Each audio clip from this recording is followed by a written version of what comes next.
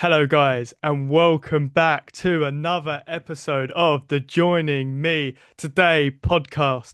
I need to stop doing that with the intros because it really annoys me, but I seem to do it a lot. I do it every time. I hate it, but I still do it anyway. But anyway, welcome back to another episode of the Joining Me Today podcast, episode 34 of the show. We've got another fantastic episode lined up for you guys. Of course, you've got another fantastic episode because it's the Joining Me Today podcast. That's what we're here for. And apparently, we're also here for my hair completely covering my eyes. Everything's irritating me today, apparently. Apparently, I'm in a bit of a irritable mood today. But anyway, I can't wait to jump in to today's episode. But before we do, there's a couple things we've got to say first. First of all, this is actually the season finale of season two of the Joining Me Today podcast. We've had season two be out for the past year. What a year! Like, what a year for this podcast. So many amazing, amazing things have happened in the past year for the show. So many amazing guests.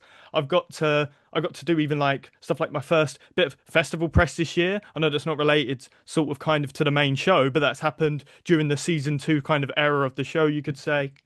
We had the Joining Me Again podcast and stuff as well in this past year, got introduced, and season two was just a brilliant step up for the show and stuff like that. I'm really proud of what season two has done for the Joining Me Today podcast. It's just everything's going to the next level, and I'm so proud of what this last year has been like. And we've got a fantastic season finale for you guys today. But before we jump into that, we have to do the song recommendation. It's a requirement of the Joining Me Today podcast. And today's recommendation is going to be the song Who Are You by Spring King.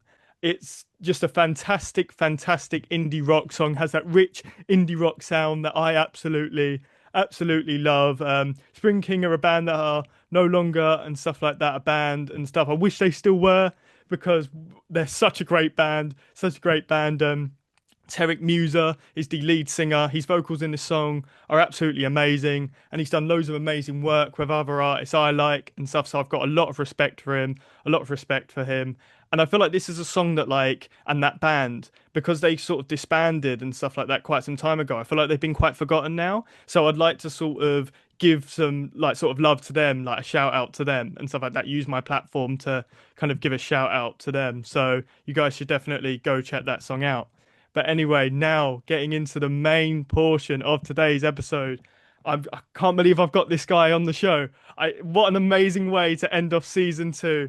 This guy is absolutely amazing. He's a musician, a drummer for the band Ivan Campo. He's an actor, and he's an all-around fantastic guy. Welcome to the show, Ben Atha. How you doing, sir? Yeah, good. Thank you. Thanks for having me on.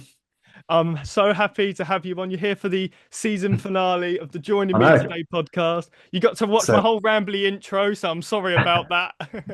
no, it's fine. It's an honor. It's an honor to be here, mate. Thank you. Thank you for inviting me. I've done my one. Now I'm going to throw it out to yourself and stuff.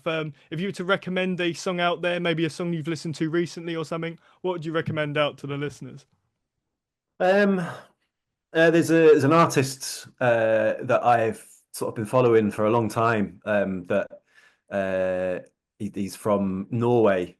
I'm quite into my Scandinavian pop. And he's a guy called Sondre Lerche.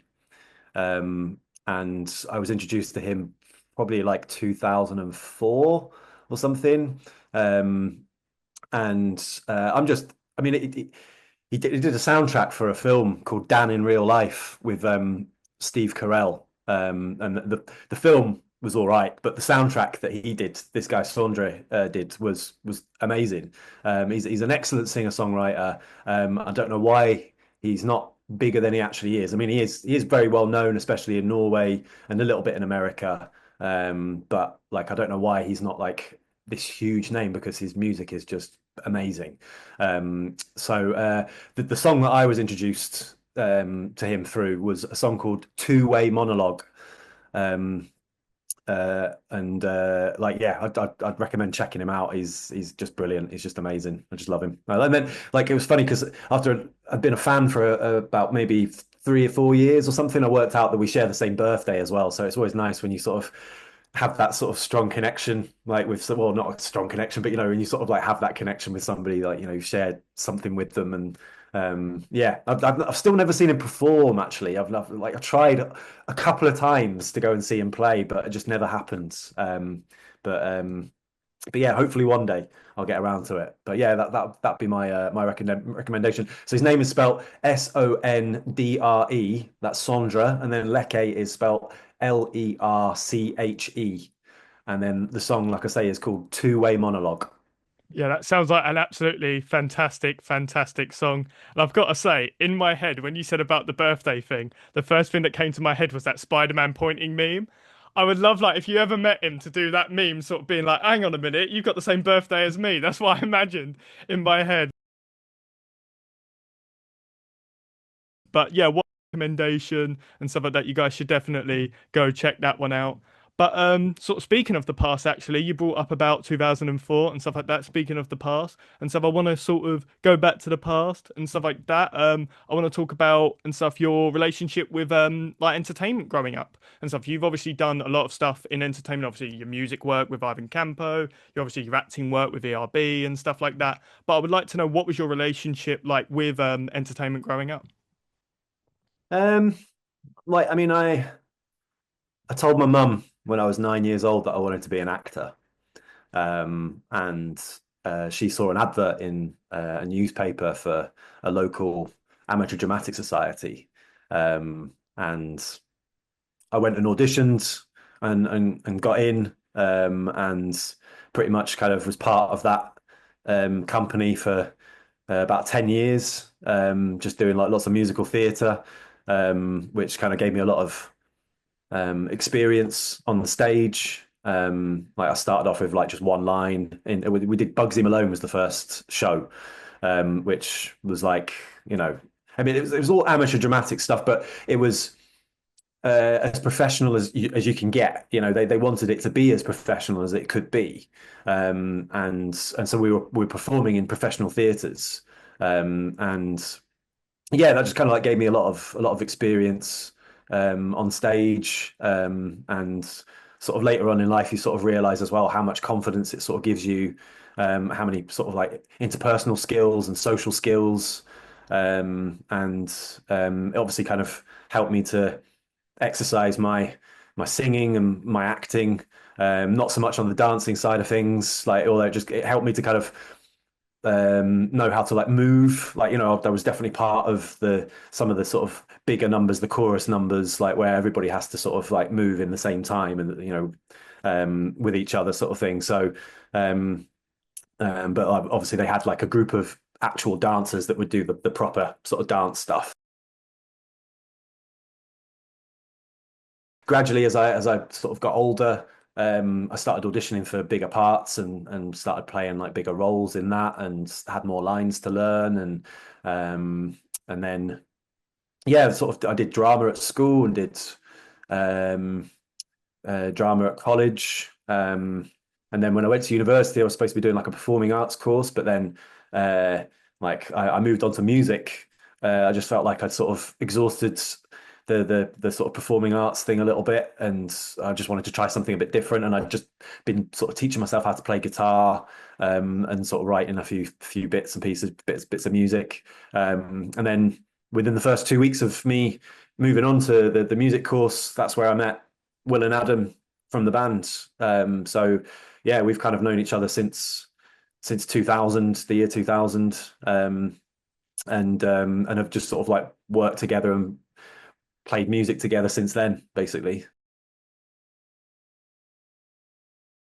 Then we sort of met Nice Peter, um, and he became a fan of our music, uh, and then obviously he sort of started off the Epic Rap Battle channel, and I was still kind of in touch with him. So I just thought, well, why not try and combine my love of acting with music, and sort of plant a seed and see where it gets me, And I just thought to myself, well, if nothing happens, then my life stays the same, and it's all good. But maybe possibly something might come of it because like I say, I sort of know this guy, and so I planted the seed, and then I just kind of kept watering that seeds over the course of the next sort of 4 years, and I got an email through just saying we're flying you out to Los Angeles. You're going to do it, like you're going to play James Bond, and it's just an amazing, incredible um, achievement and such an incredible sort of experience as well.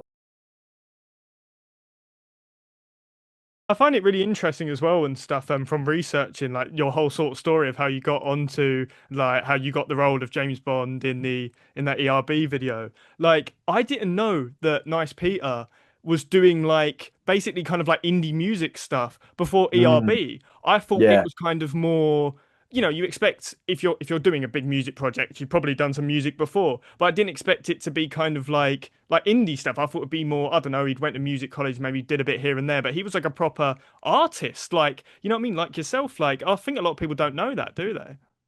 No, I mean, like I wouldn't necessarily classify it as indie. I mean, obviously he was independent, but I think he was sort of going down the more like comedy music route.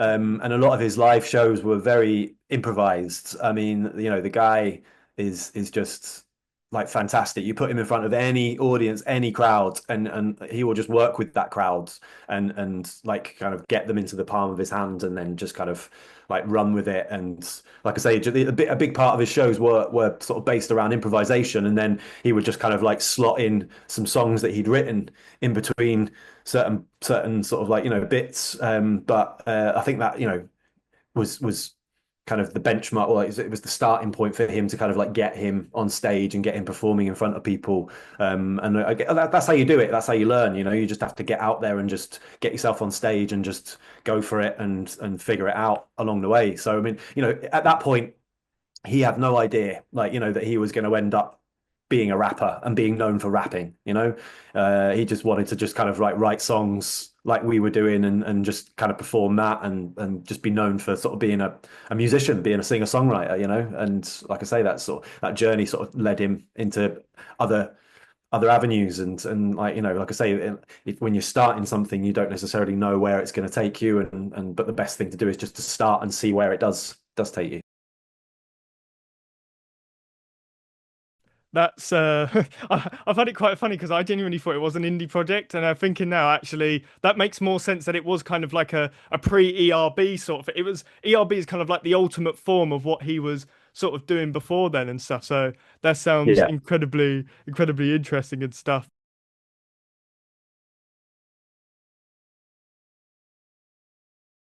So I've just got something cooking behind me and I just want to turn it off.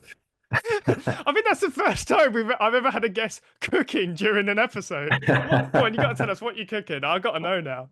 Oh, I'm just making it's nothing like it's a leek and potato soup. It's yeah. So but I just so I've got work in a bit, and I just thought if I'm like doing this, and then by the time I finish this, I'll be hungry, and then I'll have to cook something. So I just thought if I just start now and I just get it cooking, and then during the interview I can kind of like maybe stop it, and then by the time I finish, I'll have some food ready. So That like feels like just one of those, like work life hack things. That's like one of them. It's like one of those work life hacks, isn't it? Sort of, like consolidate everything you're doing together. I need to start doing that. I'm very lazy, so I need to start learning some life hacks. yeah. I mean, it's I think just something that comes with time and experience, I think, or like just age, maybe.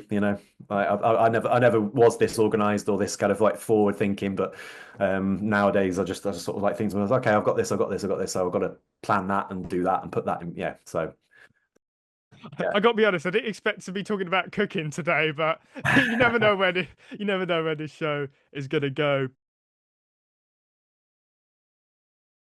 But speaking and stuff of that ERB video, yeah.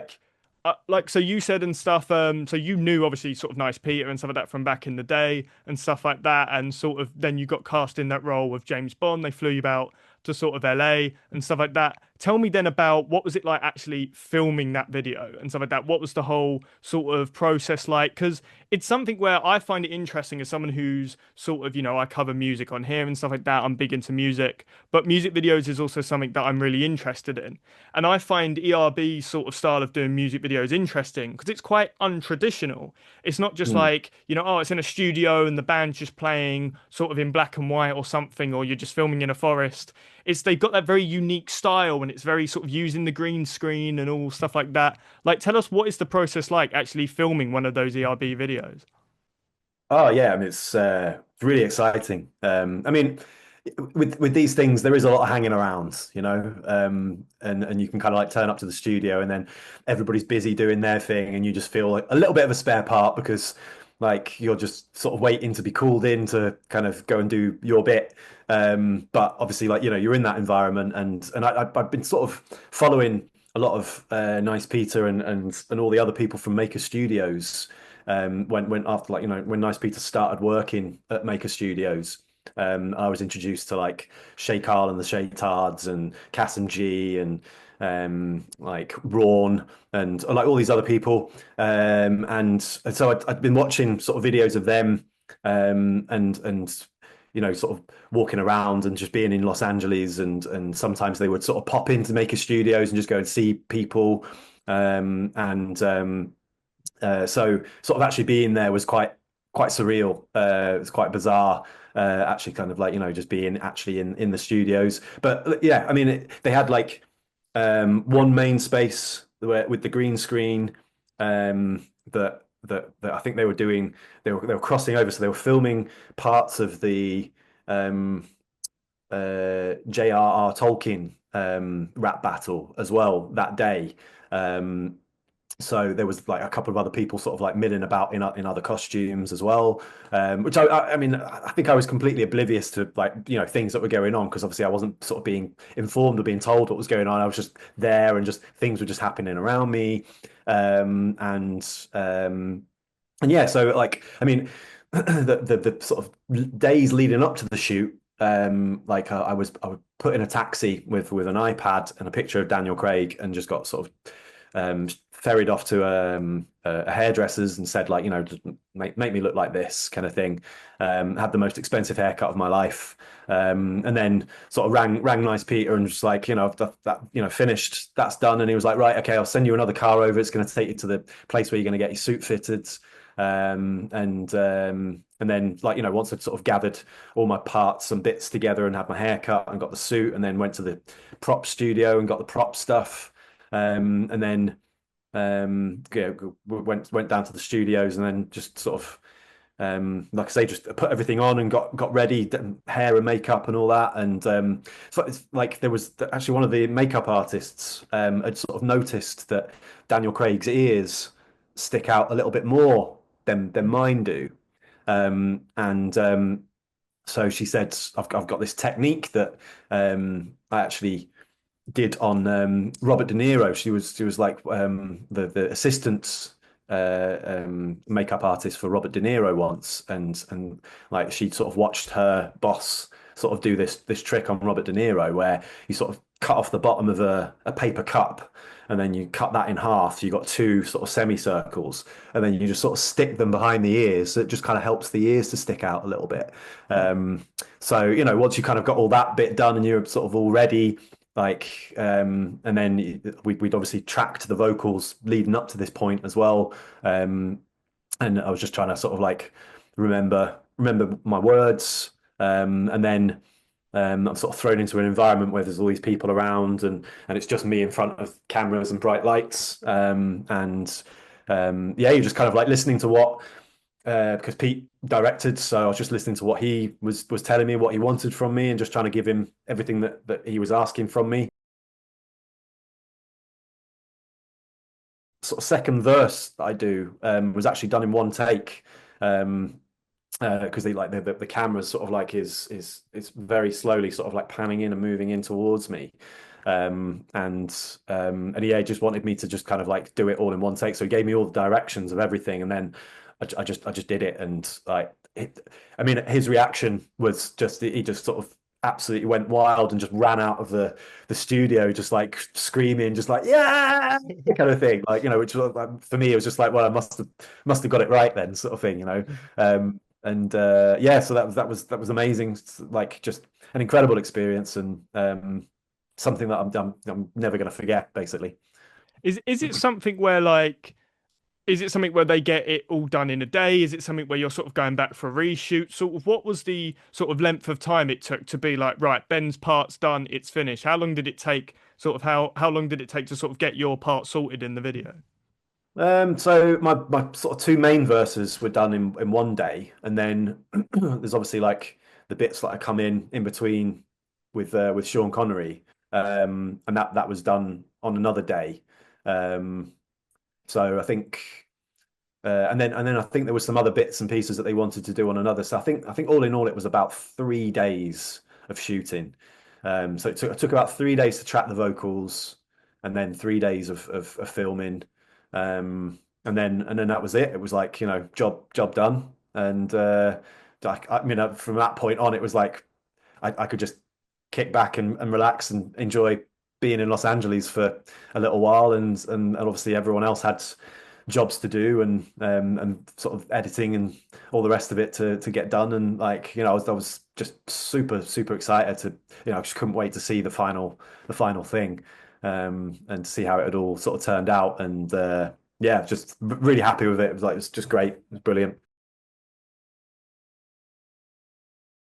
It really was brilliant, and I think many people agree with me on that because like its success has been amazing. Like we know ERB and stuff like that, they've been around for ages, stuff like that. They're like legends of YouTube, you know what I mean? Been around for so many years, so many people know them. But this video really did sort of blow up, and the reaction, even just to yourself and stuff like that. People were like, "Oh, this guy has done James Bond so well," and stuff like that. Everybody was raving and stuff like that about you, about the video. What was your reaction, sort of, to the response, like at the time, and now, sort of looking at it now, sort of like the legacy you've kind of left in a way through that video in terms of acting, like singing, stuff like that? Yeah, I mean, I didn't really know what to expect, and I was kind of overwhelmed and like blown away by the response. Really, I mean, I actually didn't tell anybody about it that I'd done it, which was partly like because I wanted to sort of get into character a bit as well and sort of like actually pretend to be a spy and to sort of like go on a secret mission. Um, but I also wanted it to be like a big surprise for everybody. And I did mention it to the guys in the band like a couple of days before it was due to come out, just so it wasn't so much of a big shock for them. And just said like, look, this video is coming out. I've been there, when I was over in Los Angeles, this is what I was doing there. But yeah, kind of initially I just wanted it to sort of be a surprise, and uh, like I knew that the channel was going to be advertising like Ivan Campo's channel as well. Like that energy was going to sort of like transfer through, and um, I sort of was focusing and spending my time just preparing for that and just trying to get some stuff done. So I made like a little video of me introducing myself. I'm like sat in a water park nearby, because I didn't want anybody to know that what I was doing. So I had to like kind of do it outside somewhere.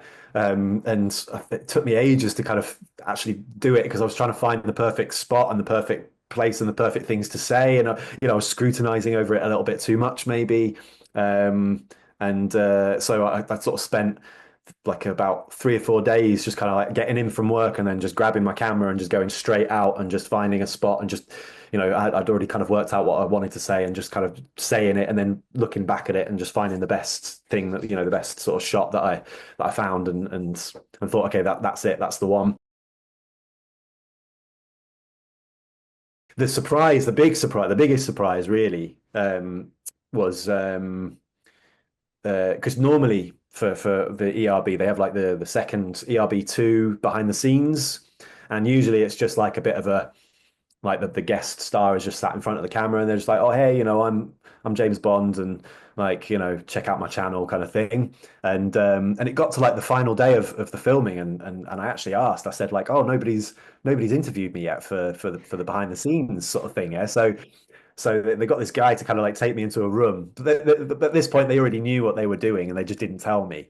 But yeah, so they got this guy to sort of take me into a room and interview me. And I remember kind of coming out and thinking like, don't think that was quite as good as I wanted it to be. But yeah, well, never mind, it's done now, kind of thing. Um, But then, yeah, they didn't actually tell me that they were just gonna like completely do something completely different and just stop the BTS just to basically have me just sort of dancing in front of a green screen and then just sort of putting the words up like, this is Ben Atha, this is our friend Ben Atha, and this is his band, and then just put like our website or our Bandcamp link like across the middle and played one of our songs like in full, which was like that became our biggest song. And Yeah, that was it kind of choked me up a bit. I was quite emotional actually, like because it was just such a shock and a surprise that they'd done that and they hadn't told me. And Yeah, so I think when the video kind of came out, it was very overwhelming, and I was just blown away by the response that everyone was having about it, and then obviously like just amazed of all this energy that was coming towards the band after us being a band for so long, and all of a sudden now loads of people are listening to our music, and it's just it's an incredible sort of thing to have been a part of that, and to like then be introduced to like lots and lots of people, or have our music being introduced to lots and lots of people. So but yeah, which is what we've sort of always been trying to do for so long as well. And like it just takes one thing to happen, and it can just sort of blow up and just put you in a different sort of um like realm or a different plane with new listeners. And yeah, so it's just amazing. It was just amazing. I was blown away. Who knew that James Bond would be the one who would get you guys that success, in it? You know what I mean? Get you guys all this attention, like. But you guys deserve it though, because your guys' band's amazing. Like sort of the music you're doing, that sort of folk sound and everything, you sort of brilliant and stuff. Like sort of tell me about like it's what you said it was formed in the year 2000, so 25 years. Like tell me and stuff like that about like the band. Tell me all about it. Yeah, well, so we met in 2000, and then we did like 3 years studying music together for at university. And then it was like once we'd finished, um, like we had some ideas for some songs, and then the band kind of started forming about a year after we graduated. So around 2004, the actual name Ivan Campo kind of came up, which that was the thing that we were struggling with the most, was trying to find a name for the project. And like this Spanish football player just sort of he'd left Real Madrid's like this massive team in Europe, and he'd moved from there to Bolton Wanderers, that's like not a massive team in Europe. And we were just like, who is this guy? And The lead singer Adam is his dad's a big Bolton Wanderers fan. So Adam kind of grew up watching Bolton Wanderers, and then once Ivan Campo had started playing there, Adam just suggested, "Oh, wouldn't it be funny if we called ourselves I?" Thought it was hilarious, but like another day would go by, and we'd sort of think to ourselves, "Oh, actually." That's a pretty good name, actually. It sort of fits and sort of works. And as time went on, it just kind of stuck, and now we're stuck with it. So, but yeah, so um, we sort of got together through our love for the Beatles, and particularly the Beatles' White Album, because we'd all read this book that basically broke down each track of the White Album, and explained like how the song was written and who played on that track. And sometimes Paul McCartney would just jump on drums and play drums because Ringo Starr had stormed out in a stress. And we just liked the concept of just kind of like not having any rules, not having any sort of set parameters, and that every song we kind of would write would be approached differently, and like maybe we'd all play different instruments on it, and we just try and do something a bit different from the last one that we'd done. And yeah, so we're kind of working on our 10th album at the moment, which is called The Twilight Zone. So it's going to be songs based on episodes of the TV show, and that's going to be coming out in October this year. Yeah, like we just kind of found our sound through, like I say, the love of the Beatles, but more on the quieter side of the Beatles, not the sort of like heavier side. So, and it's just kind of like evolved over time, and like Adam is the main songwriter, and then Will is the other sort of songwriter, and I just kind of like add my presence to it. I'm sort of more of I kind of do the management side of things and just kind of take care of all the social media stuff and book our gigs and just kind of keep keep the other two kind of making sure that we're sort of moving forward and making stuff happen, basically. But So you get to do the amazing press work. You get to talk to amazing people like me with my exactly, turban exactly. haircut. Yeah, exactly, exactly. I just love the whole kind of being in a band and just traveling around and getting to sort of be introduced to lots of wonderful people and like-minded people as well, because people are obviously drawn to you because of your music. So like you obviously sort of have things in common as well. And yeah, I love it. It's given me a sense of purpose as well in life. I think it's given all three of us a sense of purpose, and we're very lucky, very fortunate to still be doing it 21 years later, sort of thing, like after when the project first started.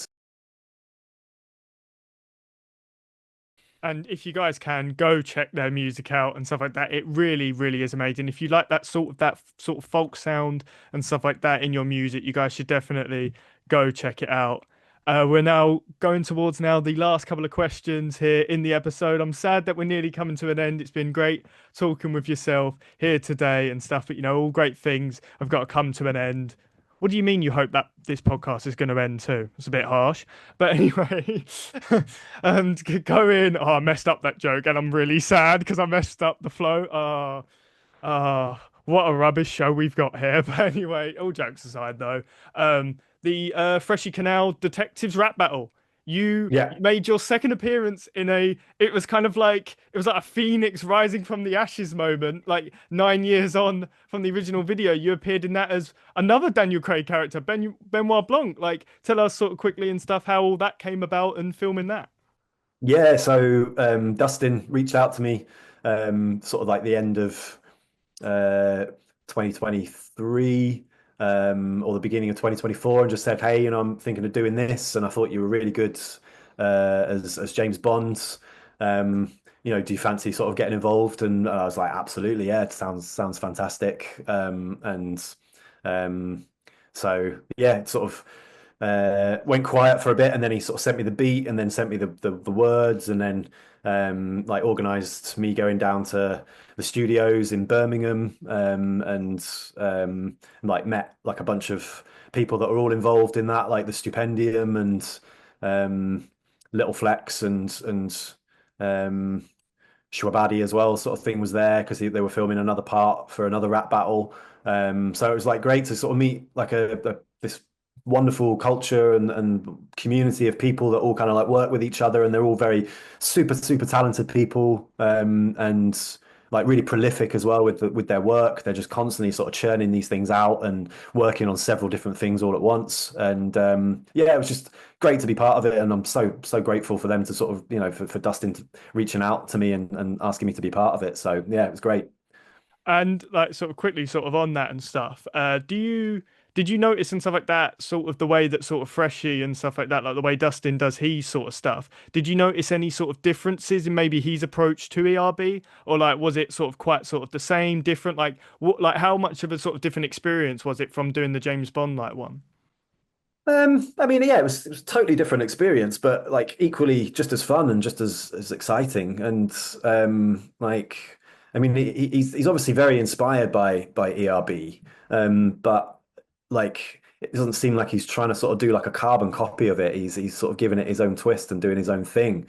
And like, yeah, I mean, I think in some ways like he's got a little bit more room to sort of experiment with it a little bit, and like he's not constrained to like having to sort of have this really high end like production and make it look like incredible sort of thing. It's just a bit of fun. I think they're just enjoying what they're doing, and it's just yeah, there's nothing. I mean, not that ERB takes themselves seriously at all, but um yeah, it's sort of different, but like the same in many ways. But like I say, yeah, they're just having a bit of fun with it, and just like they've taken that inspiration and they've made it their own, basically.